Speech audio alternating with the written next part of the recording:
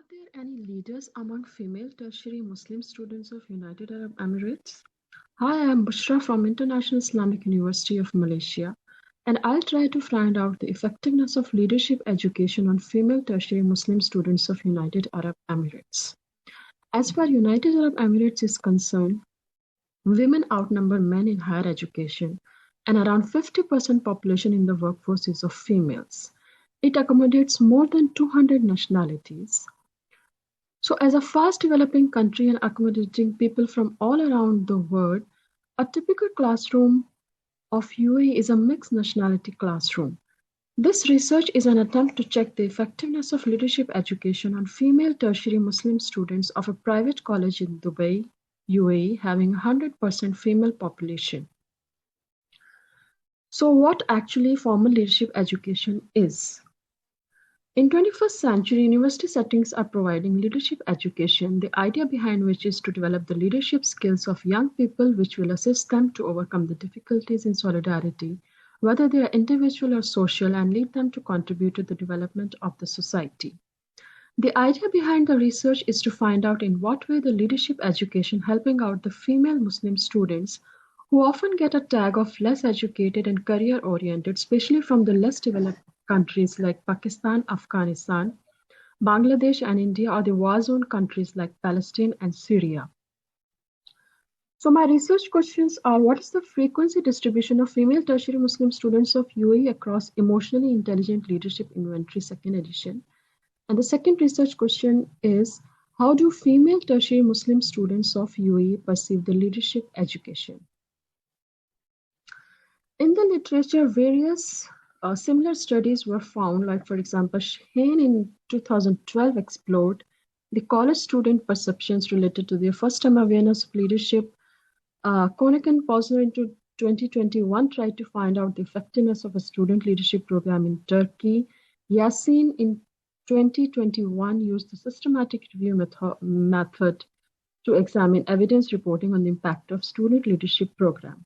However, there is no such research found in the context of UAE, so this research can help in filling this literature gap. For the formal leadership education, the course which was used was Emotionally Intelligent Leadership course. A formal leadership education through this course provides each student a good opportunity to learn leadership ethically and make them real-world ready. The course is designed to enable students to equip with the knowledge, skills, perspectives, and attitudes to achieve desired leadership outcomes across the 3 EIL facets, which are consciousness of self, consciousness of others, and consciousness of context. Across 3 EIL facets are 19 capacities, which are divided into 8 in the consciousness of self, 9 in the consciousness of others, and 2 in the consciousness of context. There are 57 items in these 19 capacities, which also make an inventory to check the leadership capacities of students. For the method, mixed design was used. For RQ1, Emotionally Intelligent Leadership Inventory was used to take the response of 25 female Muslim bachelor students of a private college of Dubai, UAE, as a part of course requirement. The response rate was 100%. The inventory uses 57 self-related items to determine the score of 19 capacities, which are divided into 3 facets: self, other, and context. There are 8 capacities in the facet consciousness of self, 9 in consciousness of others, and 2 in consciousness of context, just now I told. Each item on the inventory is rated on a scale of 1 to 7, in which 1 is never and 7 is always. The completion of the inventory is important for students to get the idea whether each item is an area of strength, a likely opportunity for development, or a clear area for development.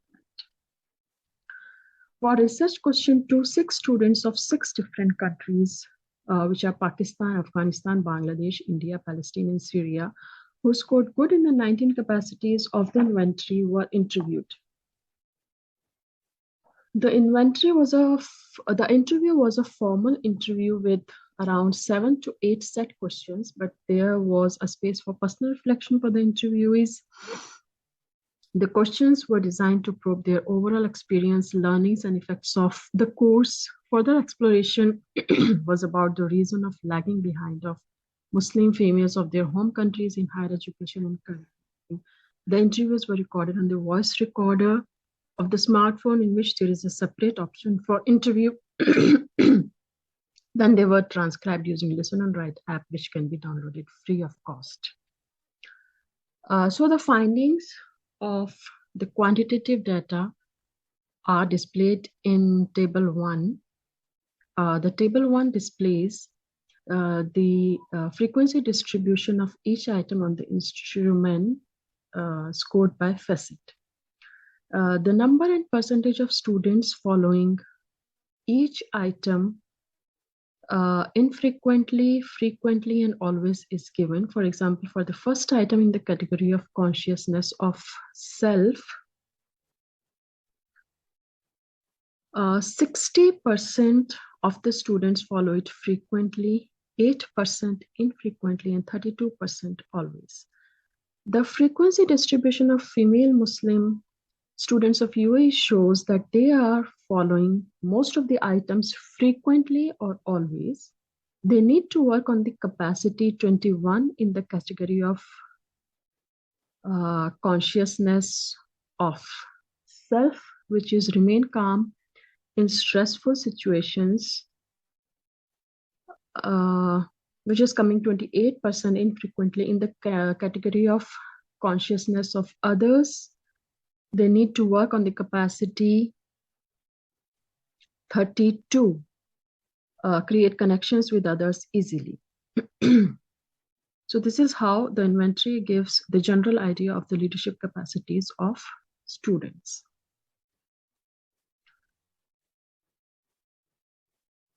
Findings of research question 2 were the responses of 6 students from 6 different countries, which were thematically analyzed using detailed coding, from which major themes in the data were identified.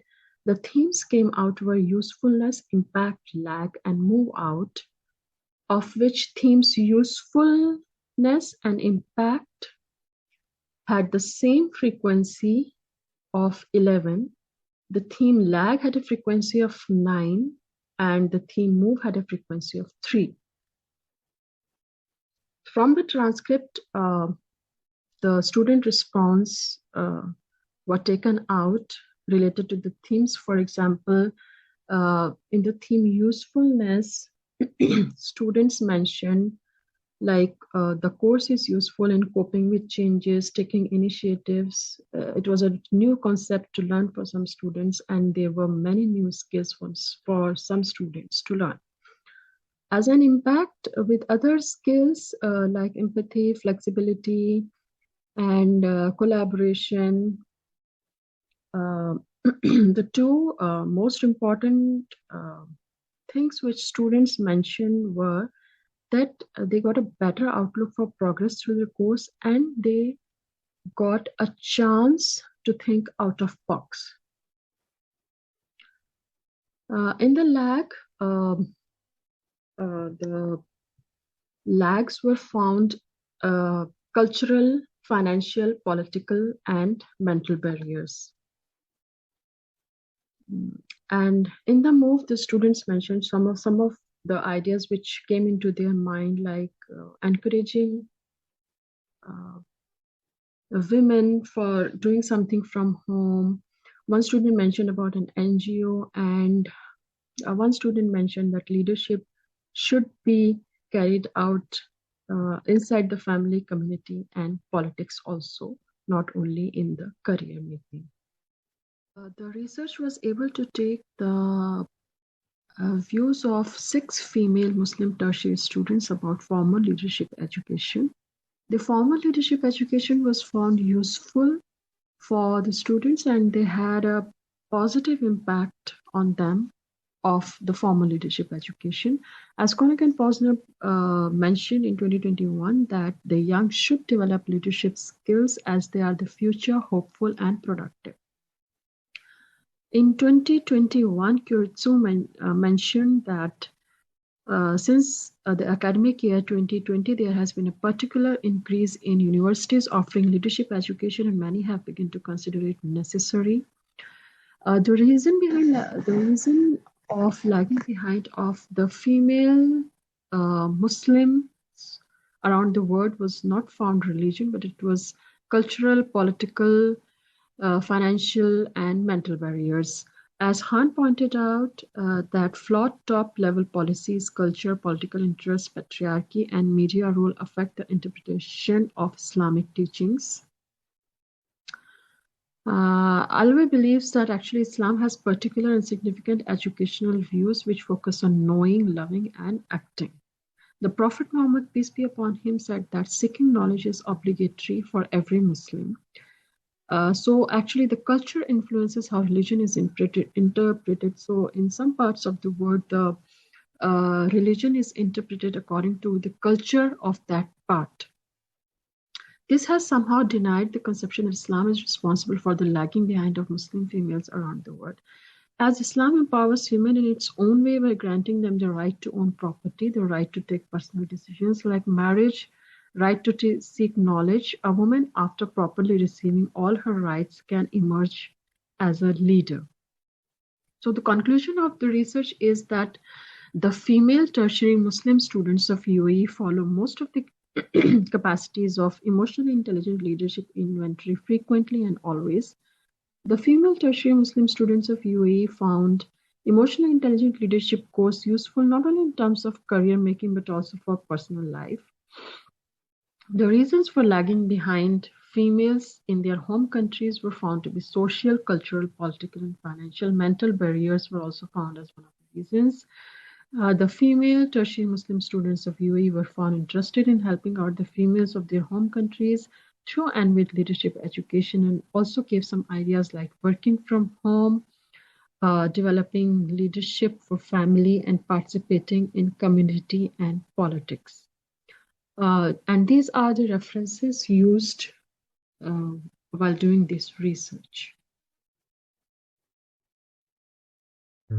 Assalamualaikum. Hello, my name is Ryan or Ryadhush with our lecturers Dr. Aliamat bin Omar Ali and Pangeran Dr. Norhazlin binti Pangeran Haji Muhammad, as well as with my colleagues.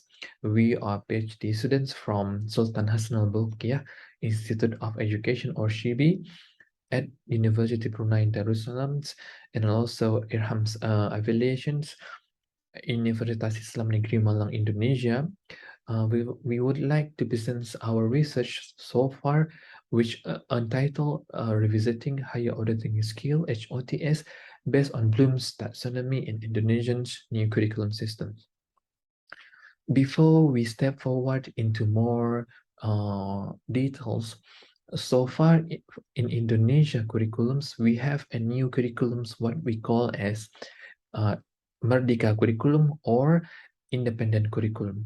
So, this curriculum already started since 2021 or 2020.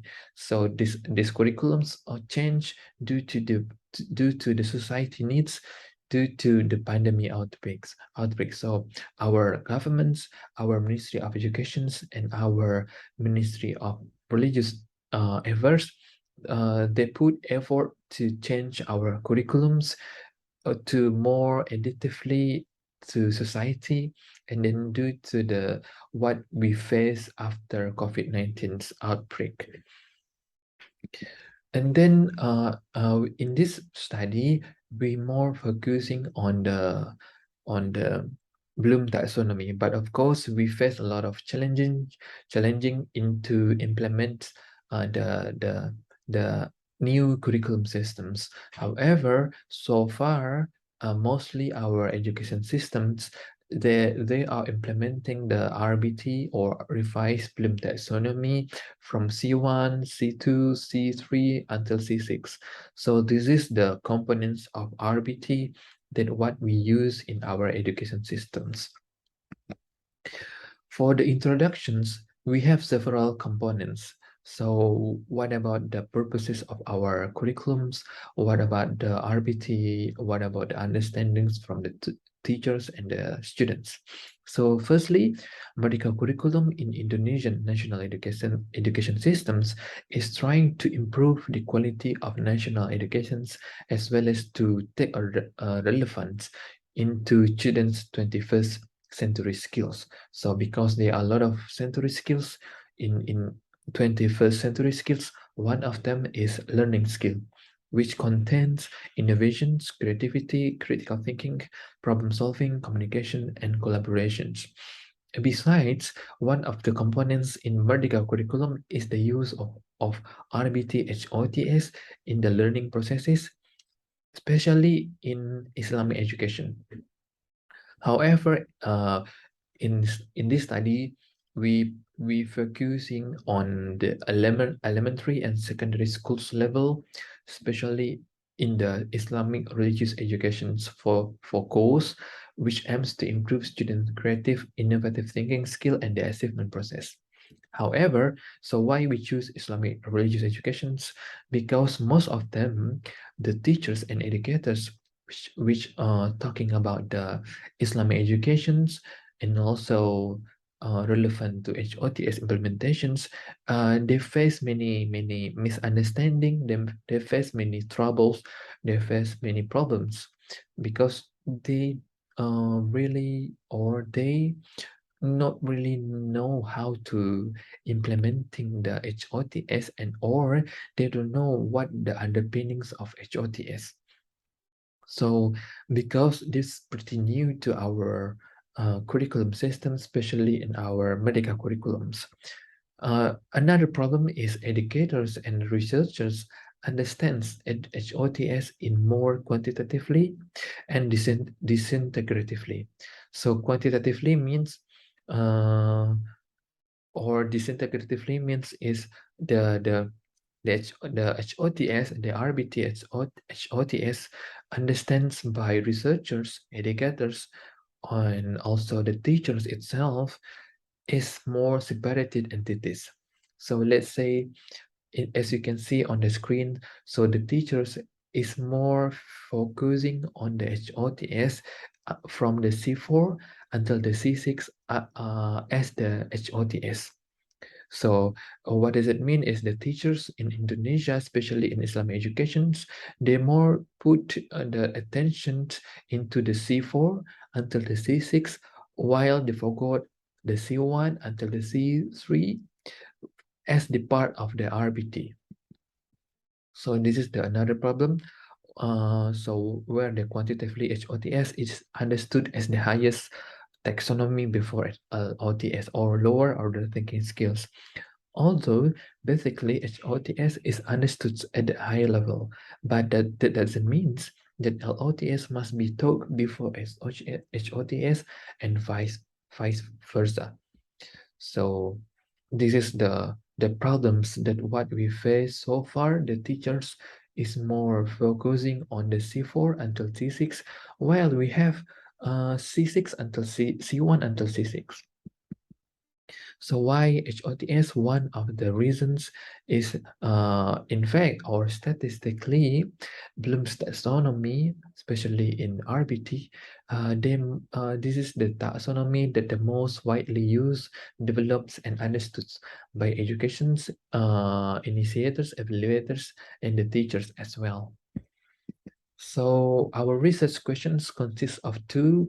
First, what are the misconceptions about RBT in our national education systems at the primary and secondary levels in Indonesia? And number two is how to reconstruct the understanding and implementation of RBT in SPN, uh, Sistem Pendidikan Nasional or national education systems for the students, educators, and researchers. So for our literature review, number one, we found that in 2013, Roland Case, he mentioned that Bloom's taxonomy is interpreted to prevent introducing high-level tasks before lower order tasks to master. So it means they are misunderstanding by educators, by the teachers, to put or to implement the HOTS into the six components. So let's say for instance, the teachers have to implement it, the C1 or the C2 before C1, so like vice versa. So this kind of problems, the teachers is more misunderstanding what does it mean by HOTS. So the teacher is more understanding in the hierarchies rather than in integrative. So let's say the teachers they implemented C3 before C4.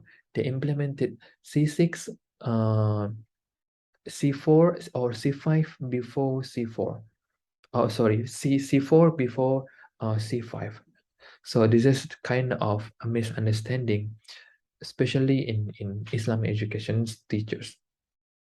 So number two, by Muhammad Talha, he found that the system in the is sufficient for improving teachers' understanding of HOTS. Teachers prefer to use the old systems, or teacher center, and the teachers struggle to link the competencies required by students in the modern era in Islamic education and science. So more specifically in Islamic education systems, the teachers is they still put in the teacher center for the strategies or the model of the learning, while for the Prasetyo 2021, students are taught higher order skill processes in the cognitive domain. So according to Prasetyo, HOTS, this is the one of the sample by the researchers that they put HOTS only from the C4 until the C6. So in quantitatively, they put C4 until C6 as the cognitive domain. Yes, of course, HOTS is more in cognitive domain, but however, C4 until C6 is only part of HOTS. So our pre-finding and conclusions, because we haven't finished yet our study, so we found that so far our pre-finding so far is for the teachers, educators understanding, they have the lack capacity or understanding in RBT or HOTS implementations. So HOTS must be understood in terms of quality as well as quantity. So our conclusion is for the teaching class practices. So we have so far two conclusions, which also cited from Roland 2013 as our main resources, because our research is based on the literature review rather than the fieldwork research. So for our conclusion so far, number one is, rather than assuming that a higher order task will always be more complicated than a lower order task, the teacher can change almost a level of questions by decreasing the difficulty, but not the level. So it means that the teacher, as you can see and on the screens, the teachers maybe or potentially the teacher can apply or they can implement one of the HOTS or one of the RBT, let's say understanding at the first step of the teachings. So what happens in our education is the teachers is always they put remembering as the first step of the teachings. So this is have to relevant to materials and the contents of the teachings. So maybe the teachers can put analyzings in the first class or evaluating at the first step for the teaching courses. So number two or B, focusing on how a student learns rather than assuming that higher order result require harder order learning styles. So the solution is to invite students. The solution is to invite students to actively engage with higher order learning materials. So what does it mean is the students the student have to understand the material, and then also the teachers have to understand the materials rather than only focusing on the HOTS implementation. So there is a gap between HOTS implementations and also materials, because they have the teachers and also the students, they only focusing on the HOTS questions rather than the materials as the main subject for the learning processes. So what about the implications? The implication is the teachers and educators cannot use RBT solely in the form of hierarchies. So which we believe is one of the factors contributing to the teacher's difficulty understanding of HOTS. So as a result, we propose using HOTS to focus more on students' complex needs. So the teachers, so we suggest to the teachers, Islamic religious education teachers, and also our education systems is more focusing on the materials, and then also what the teachers or what the students needs, and then also the society itself, where the HOTS assessment varies by the students, because the students is more complex, what they need, what they use, what they talks, and then what the society development. So there's complex components that maybe face the the systems or the educations nowadays. And then finally, we also recommend to the researchers conduct HOTS studies in the content development based on students' abilities rather than rigid standard. So let's say uh, we have 6 components of RBT. So the what we found is so far our literature review, mostly the researchers, they put attention only from the C4 until the C6 as the HOTS, while according to us as the according to our study, we found that from the C1 until the C6 is part of the RBT and also HOTS. But the differences between HOTS and LOTS, or lower order thinking skill, and a part of the quantity, and then also part of the quality itself. So we can take relation between what the teachers or what the students needs into the materials, and then how is the difficulty into the learning or the material itself, so the teachers may potentially she or he can change or can arrange the HOTS based on the students' needs. So to avoid the Bloom's taxonomy paradox that has plagued the Indonesian educational systems, tasks can be developed with any level of cognitive ability. So finally, we suggest that to our researchers, to our educators, the teachers actually can put any level of taxonomy into their learning processes. So let's say they can put creating as the first step for the teaching and learning, while also remembering maybe they can put in the last of meetings.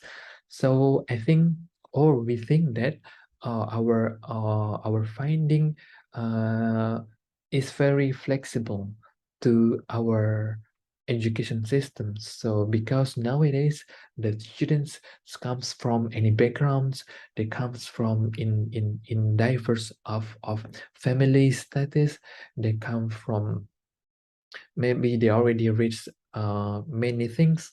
So we have to take relevancies between our material contents, the HOTS, what they use, and also relevant to 21st century skill. So far, this is our pre-findings. So hopefully we can make it in more detail in our within 2 or 1 month so far. So thank you. Hopefully you can understand what we propose so far. Thank you. Assalamualaikum warahmatullahi wabarakatuh. So today we are living in a globalized world driven by neoliberalism ideologies. We are also experiencing and witnessing a spread of multiple issues and crises that plague our planet, including but not limited wars, racism, social injustice, climate change, global pandemics, among others. The growing of these challenges calls for the need for a new form of education that would make sense of both the local and the global level. And here I'm referring to the new model which emerged recently on the model of global citizenship education. English as a foreign language, for instance, is perceived as the most accurate way to deal with these challenges of a diverse and interconnected globalized world due to its contribution in facilitating dialogue among different cultures. So as a global language, it plays a crucial role in cultivating a sense of belonging to common humanity, which is the main tenet of global citizenship education. So in Algeria, for instance, English education could be viewed as a roundabout way to end the influence of French inside and outside the school system. For instance, language planning often puts French and English in competition with each other. Likewise, the neutral nature of English as a language that is not associated with any former colonial history made it thrive in the region. Despite its contribution in enriching the linguistic landscape existing in Algeria and the Maghreb in general, its hegemonic nature in the periphery would also be perceived as an act of symbolic violence using classroom and modules. So the imposition of English as a global language in the periphery countries, which is driven by economic or political motives, also resulted in the instrumentalization of language as a tool for cultural hegemony that serves the dominant power to silence the periphery. In fact, the cultural hegemony that is imposed in the form of English language as a discourse is confronted with another reality at the periphery level with respect to the legitimate symbolic property or the official knowledge. So here, what I mean is the prescription and dissemination of the curriculum that is designed by some number of people in power. This knowledge is also called the politics of accords or compromises, and is not imposed by force, but through securing the input response and by creating the social conditions to achieve these compromises. In fact, there are various discussions in the field of applied linguistics that revolve around the investment in English education for the benefit of the periphery. For instance, scholars endorse its use as a tool to empower individuals, advocate for social justice, and to foster the core ethical values of global citizenship. Kanagaraja, for instance, succinctly demonstrates the option of resisting the imperialistic nature of English through turning it to the benefits of the periphery as follows. So the powerless in post-colonial communities might find ways to negotiate, alter, and oppose political structures, and restructure their languages, cultures, and identities to their advantage. The intention is not to reject English, but to reconstitute it in more inclusive, ethical, democratic terms, and so bring about creative resolutions to their linguistic conflicts. So here I would add also social conflicts. In my research or in this presentation, I explore English as a foreign language in Algeria as a context for deepening the conceptualization of global citizenship education or identity. And there are two questions here that are posed. Number one, what are the dominant ideologies that are communicated through text and images of the textbooks, and how can English as a foreign language classes be used as spaces to advocate for diversity and inclusion? And here I used 4 junior high school AFL standardized textbooks published between 2016 through 2019. The selection of texts and visual material is based on the relevance to answer research questions, and also content that centers around the way different groups from different identities are represented. And also, I took into consideration agency with respect to gender and different ethnic groups. And the table displays the data that is used in the study. So for the analysis of the textbooks, I drew on social semiotics theory, critical discourse analysis, and multimodality. So in general, critical discourse analysis, discourse is viewed as a social practice, hence it contributes to the reproduction of social structures of an institution or society. And here, multimodality, according to multimodality, so meaning is expressed not only through text, but we have other semiotic modes that are more linguistics, and more specifically, my context images. Here, the analysis actually is based on Halliday three metafunctions of meaning, ideational, interpersonal, and textual. But in my analysis, I focus on the first and the second, as both are relevant to critical linguistics. I'm basically looking at how the material and mental world are represented, and also social roles and social relationships. So the first finding from the textbooks is males agency, females empowerment, and heteronormativity patriarchy. So the content of the four textbooks reveals different instances in which agency is linked to males. To delve in this aspect of agency, I use linguistic form of transitivity and representation of people's action to demonstrate the different roles that are assigned to individuals according to their gender. As displayed in the table, there is unequal representation of material processes among males and females, both in terms of quality of the action and quantity.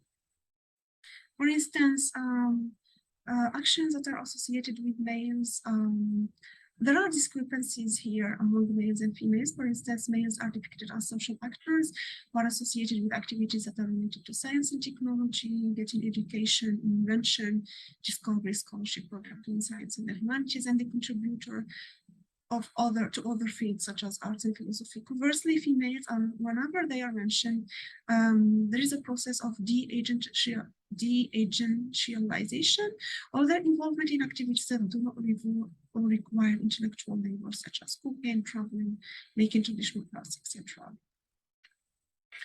In addition to transitivity and representation of action, I also use Kress and Van Leeuwen and pictorial framework on the semiotics of picture.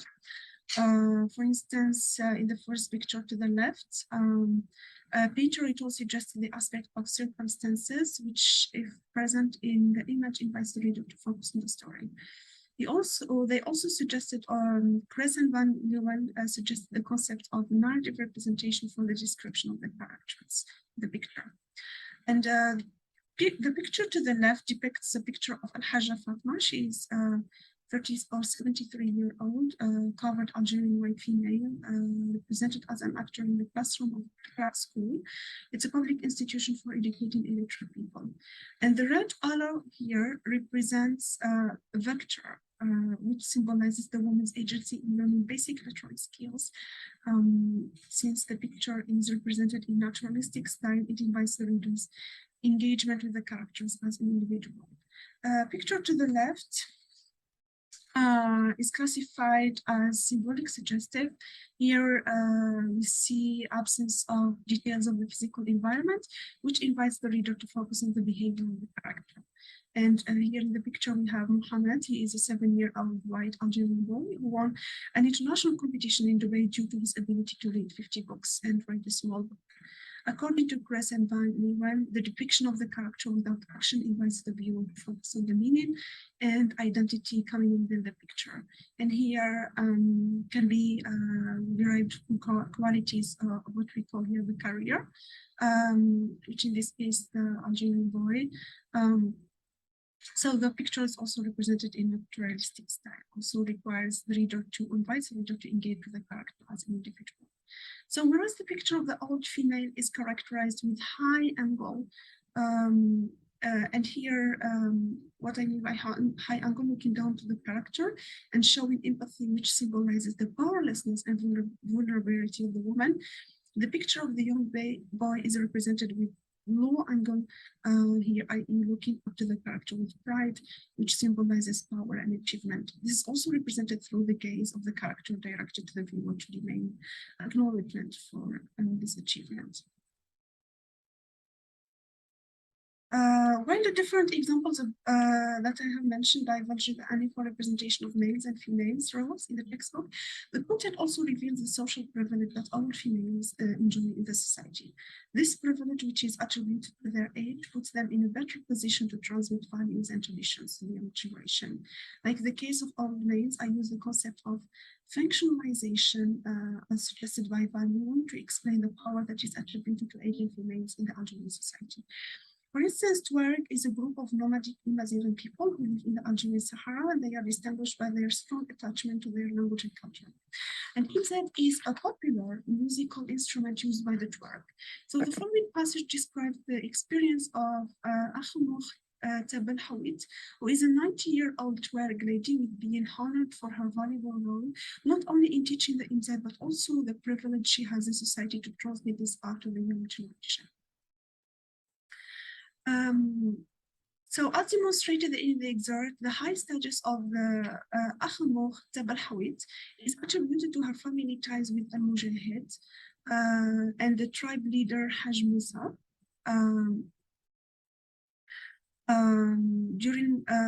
So here, this combined with her old age gives her the social privilege and a unique role to play in the society. In this case, it is demonstrated through her functionalization in instructing in that young generation. This is also explicitly demonstrated in the following excerpt.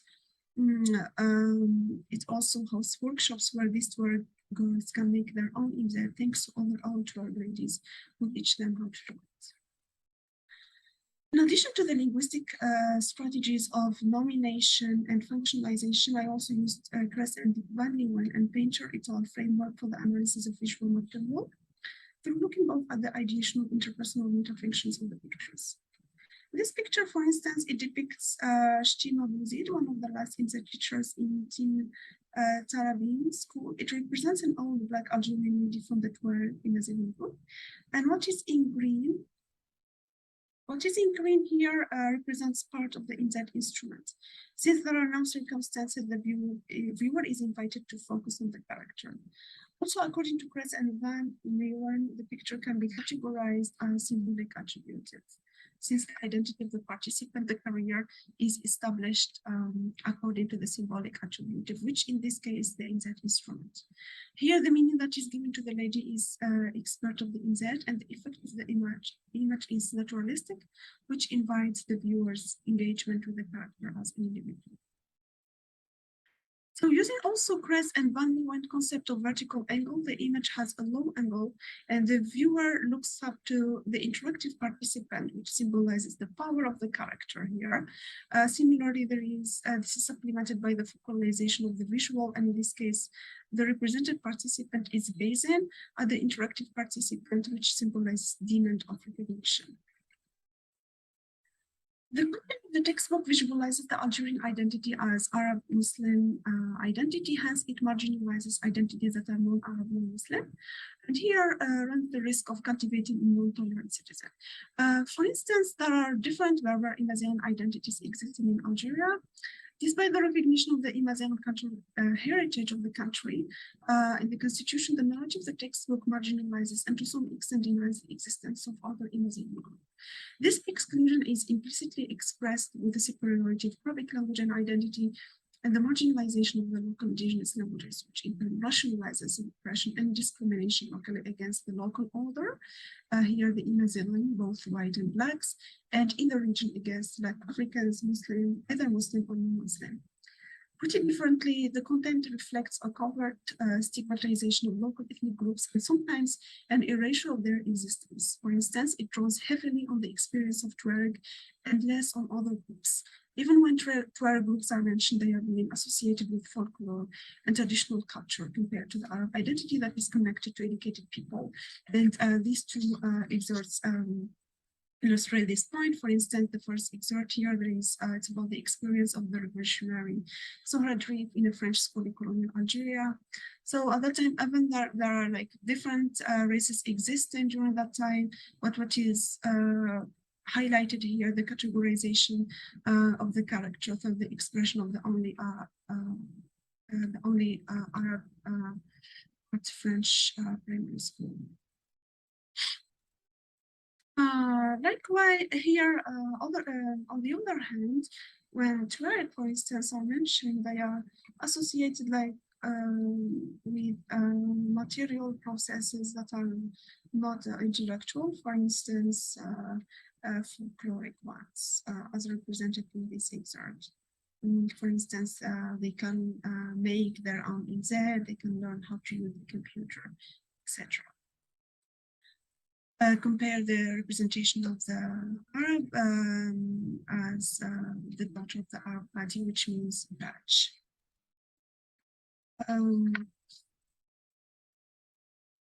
So here, also in addition to texts, here we have a figure, or two figures, is the part of an activity in Algerian traditional dishes, for instance, the one to the left. And here, the figure is the only picture that includes the dish, tegla, and the door of the dish as demonstrated in the hand of 12%. So the ideational metafunction of the visual is narrative, which along with the presence of the circumstances invites the viewer to focus on the story itself. And as depicted here, there is a hand of an Algerian Sahrawi, either male or female, preparing a traditional sand bread with the use of very basic tools, which could be demonstrated by the preparation making of bread on the sand and the pot on the fire. In addition to the tools that depicts low socioeconomic class of the character, the agency that is depicted through the red arrow from the hand of the character to the bread reveals the vulnerability of this social class or social group, thus, or ethnic group. Thus, the figure is another example that reduces the agency of people of color to activities that are physical and do not require intellectual, vigor or academic instruction. The picture to the right here, another example that degrades the agency of people of color, and the ideational metafunction of the visual is also narrative representation, and along with the presence of the circumstances invites the viewer to focus on the character.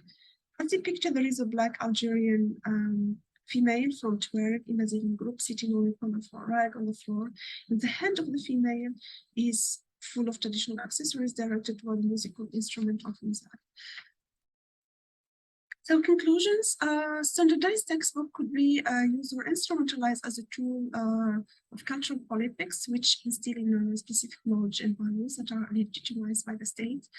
Therefore, educational institutions as sites could be considered as sites for the dissemination and naturalization of certain ideologies that privilege certain groups and discriminate against other groups based on their gender, background, age, etc.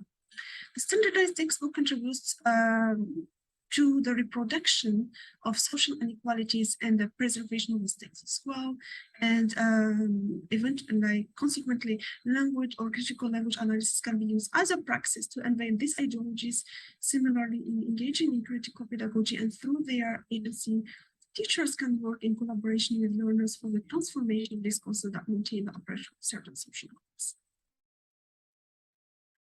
Using, for instance, as I quoted here, Freire, according to Freire, the pedagogy of the oppressed as a humanist and libertarian pedagogy has two distinct stages. In the first stage, the oppressed unveil the world of oppression and through praxis commit themselves to its transformation. In the second stage, in which the reality of oppression has already been transformed, this pedagogy ceases to belong to the oppressed and becomes pedagogy of all people in the process of permanent liberation. So in using the oppressor binary, Freire sets up the foundations for teachers and learners, actually to empower them to engage in the process of depoliticizing education through transforming the imbalance of power existing between the oppressed and the oppressor, and bringing about social change that secures humanity and dignity to all individuals, regardless of their cultural, socioeconomic, gender, or educational background. According to Freire, men are not in the world, but with the world. Every individual is required to develop a spirit of critical thinking and flexibility to integrate himself as a subject in fast-changing society rather than passively addressed as an object that is incapable of changing his reality and easily manipulated by top-down myths and ideologies. Last but not least, the focus of the study was on how language could be used as a praxis to unveil ideologies that are taken for granted and eventually contribute to social reproduction, i.e. discourse as a representation. However, future research is needed on the area of teachers' pedagogical practices vis-a-vis these discourses, or what Winger calls didactic engagement with the representation. In other words, how do teachers interact with this material? Do they engage in critical thinking to question the prescribed material? If so, what alternative material do they apply? Likewise, what possible ways prevent them from engaging in critical reflection? Thank you all for listening. Hello everyone. The title of our presentation is Madrassa Education System and Associated Discourses, a critical discourse analysis of educational policies of Pakistan, which is presented by me, Tehreem Fatma, a PhD student in educational leadership at Miami University, Oxford, focused on language, culture, and curriculum. And Mohammed, a PhD student at Indiana University, Bloomington, specializing in education policy studies. So, Pakistan's K-12 education system is unique due to its three parallel education systems. The three parallel education systems comprise of Madrassa education system, Cambridge International Examination affiliated schools, and government boards affiliated schools. Each of these have their own unique curriculum and certification, which vary in significant ways from each other. Madrasa education system comprises of schools imparting predominantly Islamic education, that is Quran, Hadith, and Arabic, with each of the various Islamic sects having their own version of madrasas. The phenomena of madrasa education system is peculiar because it is not linked to socio-economic mobility in Pakistan, which arguably is one of the primary functions of education in modern society.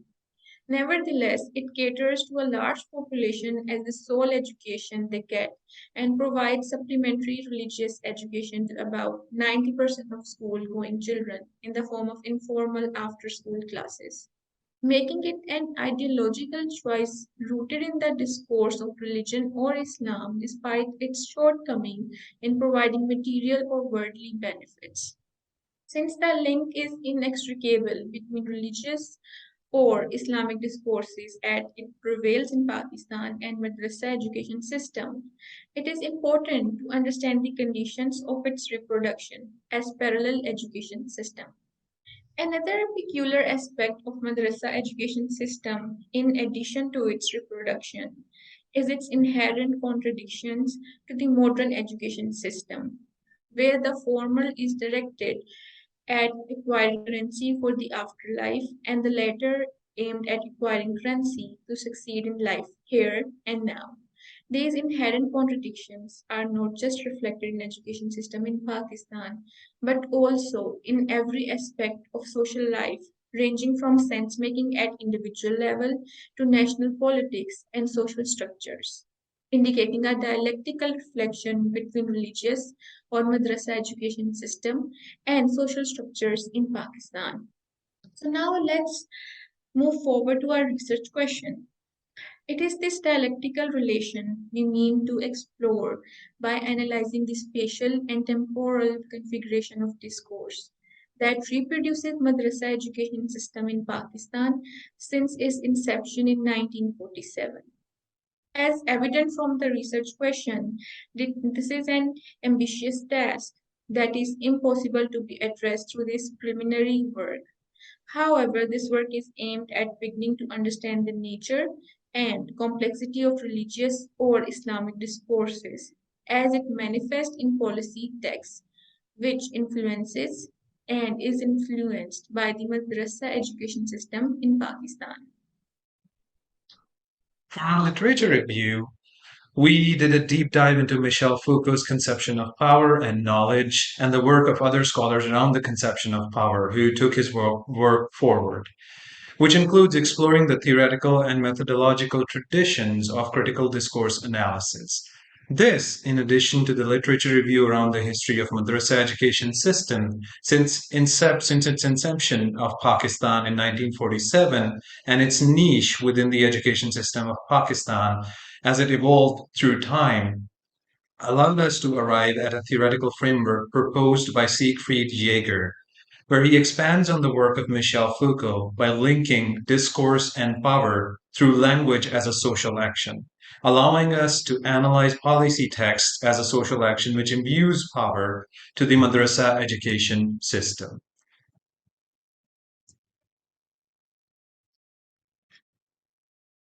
The procedure for conducting critical discourse analysis using Siegfried Jaeger's method starts with choosing a subject matter, which in our case is Madrassa education system in Pakistan, followed by choosing a discourse plane, which in our case is consequent education policies, because the selection criteria for a discourse plane is that a subject matter is constantly occurring over a prolonged period of time on this plane. All education policy texts since Pakistan's inception were gathered and digitized for analysis.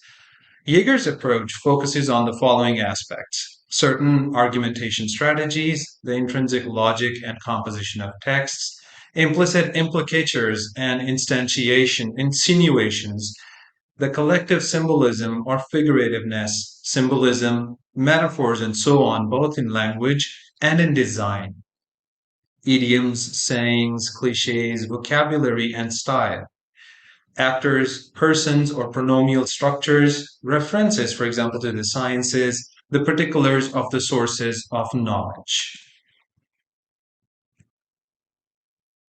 After this robust analysis, the findings are as follows. Though there were a plethora of really interesting findings, we will be focusing upon the ones that are foundational in understanding the phenomenon under investigation.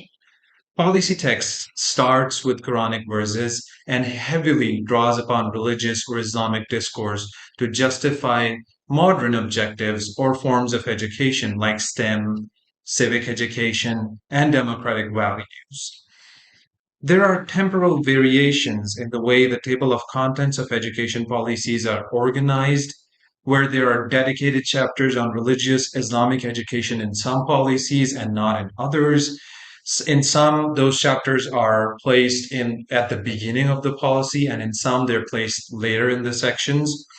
And argumentation strategies that were used coincide with national events like recurring or periodic conservative and liberal regimes, and these are defined by their affinity towards Islam, and geopolitical events. For instance, an increase in funding for religious education during Russian-Afghan war to provide a steady supply of soldiers to fight Russia, and decreased after 1990s with the rapid regulatory policies after 9/11, and after which Islam was frequently associated with terrorism, and acquisitions around support of Taliban by Pakistan were flying around.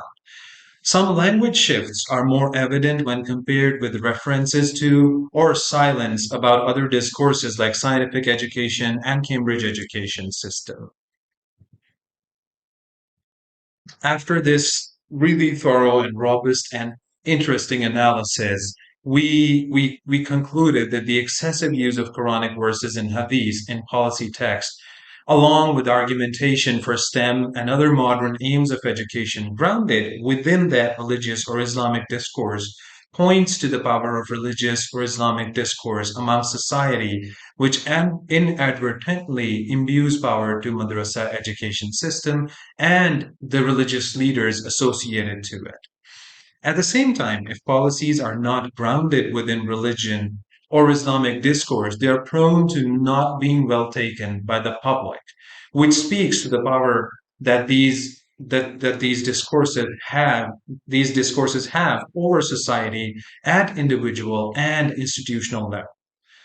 Furthermore, generic validations and prescriptions of religion in policy text inadvertently fuels sectarianism as well, because as mentioned earlier, madrasa education system is not uniform. It comprises of a number of different sects having their own versions of Islam and religious discourses.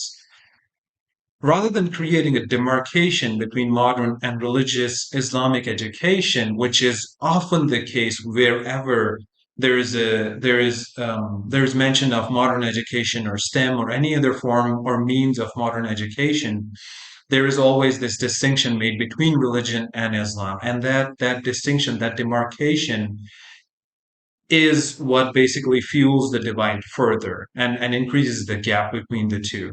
So there should be an attempt to specify the discourse, mitigate the inherent contradictions and dissonance, which allows or could create a potential space for convergence of these systems rather than divergence between these education systems.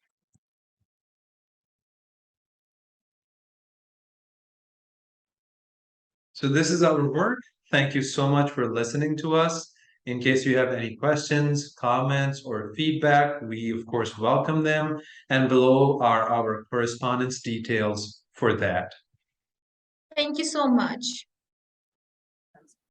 Hello, I have a question to Hamid and Fatima. Thank you so much for your presentation. I want to learn more about the madrasa education system in Pakistan. Is it like formal education, like no formal, like is it state controlled? Is it run by private institutions maybe?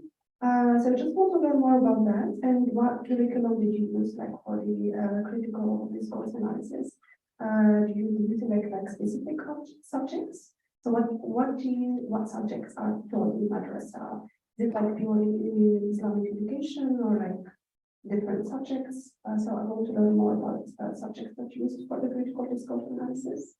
Thank you. Okay, the subjects offered. Well, now, I think one thing that was that I wanted to do in the study, but I was not able to, is to bring in the historical context or development of madrasa education system. And typically, traditionally, and even now in rural areas, the subjects offered through madrasa education are Quran, Hadith, and those are like predominantly those are the two things that are taught, and most of it is relevant to hifz, memorizing the Quranic verse or the whole Quran, and that's yeah. But in urban centers now, there's an attempt by some school chains to integrate the two, in which madrasa education, there's madrasa education system with Islamic curriculum, and in addition, they also, so it's a fusion of the government affiliation and madrasa education affiliation, where you also get to do the Islamic education, and you also get to do either complete your primary or elementary education in science subjects, science and languages as well. So they offered those as well. Oh, okay. So for critical discourse analysis, I think what I used was, I actually analyzed the policy text, the education policy texts, and how they talk about education system. And so policy text was my basically unit of analysis, and I was doing analysis in policy text. Controlled by the state or run by private institutions? That's a very complicated and interesting question, because they're not formally operated through the state. So they're mostly private actors, but the mosques are often, like for the large part, the infrastructure of the mosques, which is available is like every town, every city, every village, is through government funding. So that's a question that I also am trying to pose and understand maybe in the future, that if there is a mosque that is being funded by public resources, and the person who the person in charge of the mosque, who's a religious leader, is offering Islamic education in their private time using those infrastructure, can that be considered like public or state sponsored or not? Which is a very interesting space. And no, so by and large, like on paper, I think no, it's not state sponsored. It's not mandated by law. Is attendance to madrasa compulsory for kids or just optional? It's not mandated by law. It's enforced through social and cultural norms, which again is something that I try to analyze. That's the power of this discourse over the society, in like creating subjects as individuals and creating institutions, which include political and educational institutions. Great, thanks so much. We have another question from the audience. Here's Vivian. Hi, Stein. So the question is also for the same last two. Speak closely into the. Oh, okay. To follow up on that question, so you say that there's this demarcation that's kind of creating this polarization, then more like the inclusion, what you're talking about. So my question is that when you're talking about how they should be more, I guess, there should be more of like this kind of conversation between the two fields, if we're to say like Islamic education and like the STEM, for example. Do you view that to be like explicitly inclusive? So how can the Islamic Quranic education kind of like lead into, and correct me if I'm wrong, let me repeat my question. Do you see that STEM education, for example, should that be taught with like an Islamic framework or worldview in those schools, in the madrassas, or are they taught like separately but within the same building? That is an excellent question and a really hard one. So I think so the one thing that I would like to acknowledge here is that I'm talking about like particularly Pakistani context, and Islam in Pakistan can be characterized in very different ways. And my international exposure has led me to be cognizant of the fact that there's no uniform version. But at the national, like when you talk about Pakistan at the state level, yes, there is a formal definition that the state provides of Islam and Islamic education. And so, and this runs in the case of Pakistan and maybe other countries I'm not familiar with, there is a legitimacy challenge that surfaces at the educational level, but it's larger than that. It's about there's still a contestation between the implementation of democracy and Sharia or Sharia law. So I think it's like the dissonance is at a very higher level, but the site of contestation becomes education, because again, it's a very potent means of social and cultural reproduction. So I don't know how that can be done. And there are concepts that are like very contradictory when you talk about especially science and religion. But I'm not an expert in that field, so I don't know how to go about that. But yes, in policy text, there seems to be always a demarcation between, we need religious education, Islamic education, as well as modern education. So we need to provide both. And that creates an inherent divide, a contradiction in itself that perpetuates this notion that somehow these two things are opposed to each other. And I think there has to be an attempt to maybe, and that's a good point that you made, that maybe we need to, I don't know, somehow bring in STEM within an Islamic framework, or vice versa. But I don't know how that would look like. Great, well, lots to think about there. I'm going to pass this to Ilham. I think you're sitting online. Yes, so my question is to Bushra. First, are you in Malaysia? Yeah, hi. Hi, so is it o'clock for you in the morning? No, actually, right now it is 1:15 a.m. Yes, here. Oh, Just 1:15 a.m. So right now, no, actually, I am in UAE right now. Oh, I work in UAE and I'm doing PhD from Malaysia.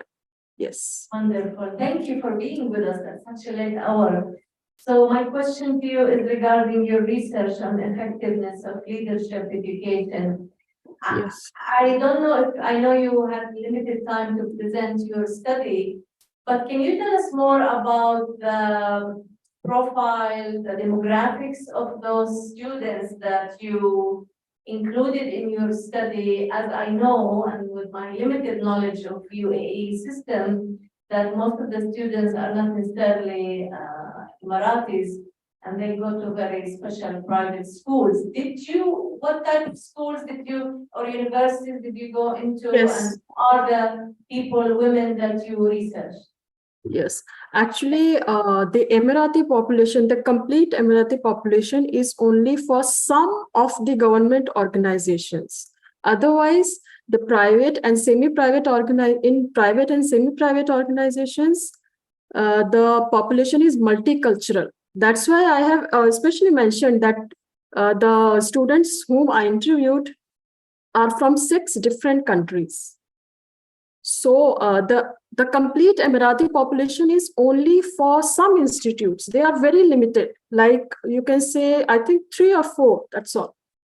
Otherwise, you will find like multicultural, you will find a student from Palestine, a student from Syria, like all over the world, Malaysia, Philippines, Bangladesh, India, Pakistan, everywhere. Yes, so. But were the schools public or private? No, semi-private and private. Semi-private, okay. Great. All right, we have another question from the audience. Ilham, if you want to turn the camera this way. Steve? Well, actually, I forgot a lot and then also for Indonesia, but okay, so hopefully this doesn't put images of the question. But I thought you did a very excellent job of showing how textbooks are inadequate for as of now for promoting scientific information. Your analysis of how you did that was excellent. So I guess if the textbooks are inadequate, given the Algerian context, is it more feasible to get the textbooks changed or to train teachers to be able to teach against or complicated textbooks? That's a fantastic question, because I was wondering for your next step, when you had suggested further research, then how do you figure out whether or not the teachers are, teaching from the textbook or if they're resisting them? So just an add on to Steve's question, which I really appreciate. Thank you. Thank you so much, Elizabeth. Thank you, Steve, for your question. So this is part of my PhD dissertation that I'm working on. So I'm working basically on curriculum and instruction. And today I just shared with you a little bit of my findings on the curriculum, but I'm still working on interviews with teachers, trying to find out how do they interact with these textbooks. Because it's something that is static, but teachers' pedagogical practices are dynamic. So I found interesting findings. Regarding the feasibility of changing the content, this is not possible in states with centralized system of education controls. We cannot change the textbooks because they are kind of required to be used by all teachers all over Algeria. Despite the fact that they don't respect the diversity, but still teachers are obliged to use them because we have also system of inspection and everything. I think one possible way here is to train teachers about these issues. I think that teacher training is very important.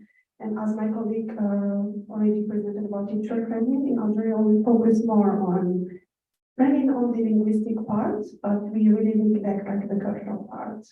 And these teachers just like to, they like this critical consciousness to look at the textbooks from critical eye. Because I already taught in Algeria at high school for 6 years, I think. Well, that's my 15 years in my mid-career, but I taught before I came to the program at UCLA. So I taught 6 years at the middle school. I used to use standardized textbooks, but I never looked at them from a critical perspective. Because I focus more on the language, like teaching English, but I never paid attention to what we are teaching.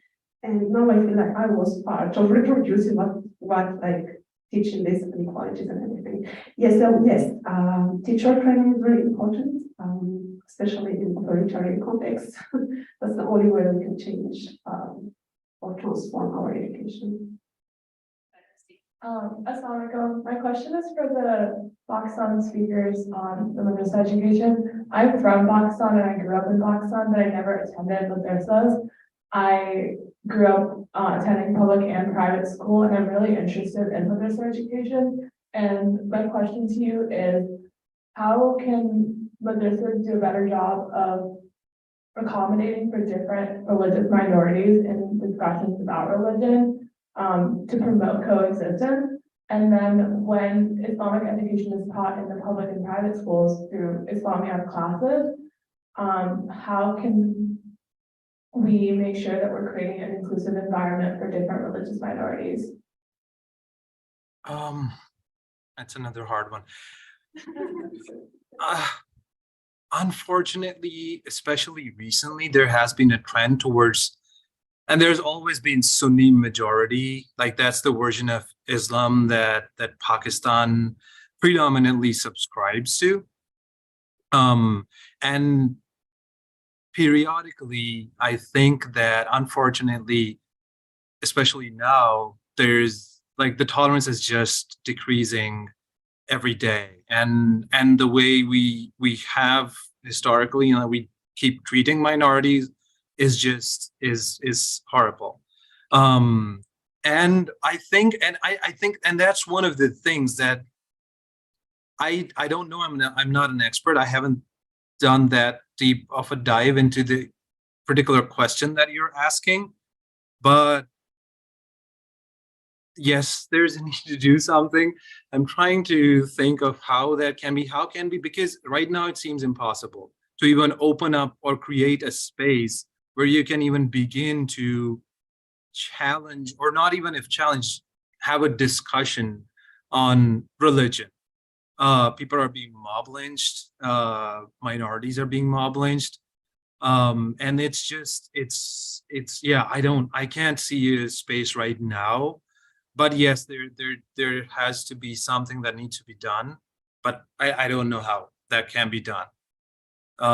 So yeah, maybe you could find an answer to that, and if you do, please do let me know, because I am interested and I do want to do something about that, but I don't think I have an answer to that one. Thanks. Hey, Steve, did you have another question for another? Hi, these are for the researchers who wrote about or presented about Indonesia.